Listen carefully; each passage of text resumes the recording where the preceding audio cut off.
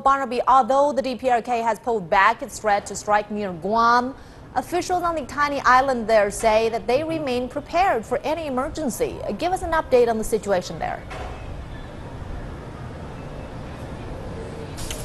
Well, Mama, that's right. They say here that they remain prepared for any emergency, although tensions have calmed, as you mentioned. There was no press conference today, so that is a sign, I would assume, that there are no major developments in terms of the nuclear threat, at least as far as Guam is concerned. And you also mentioned that school opened today as scheduled, so that is, again, proof that life is back to normal here in Guam. And in fact, we were at one of those elementary schools earlier today, and the atmosphere was actually very relaxed and, again, normal. Hey, if you get a good report, you have to get a good report today. You have to have a good report. Guam's governor, Eddie Cavell, sending his grandson off to his first day in elementary school. School opened on the island on Thursday as scheduled, amid threats of a nuclear strike from the Democratic People's Republic of Korea. Now's the time for at least for students to go back to school. And it's important for everyone here, whether it's a first grader or one of our elderly, that our lives continue on. And I think for kids too, especially some of the stuff that they may have seen unfolding, and a lot of it through the media, is that there is normalcy. There has indeed been a break in the war of words between U.S. President Donald Trump and DPRK leader Kim Jong Un. And that has brought calm to the U.S. territory of Guam.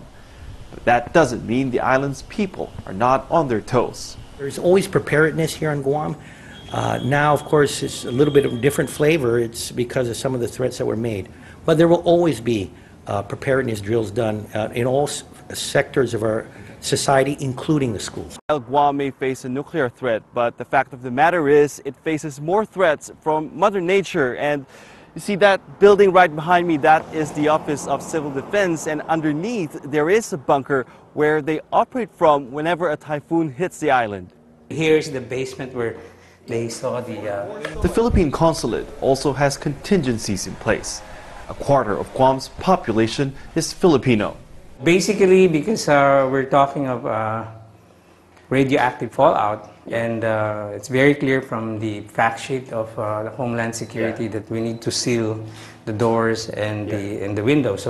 So we have, before they run out of duct tape, and so before they run out of duct tape in Home Depot, so we got some of them. This residence is really prepared for any eventualities.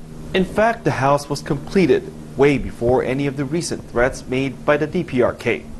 And in a sense, it represents most of Guam, whose residents say they're as prepared as they can be for any disaster, natural or man-made.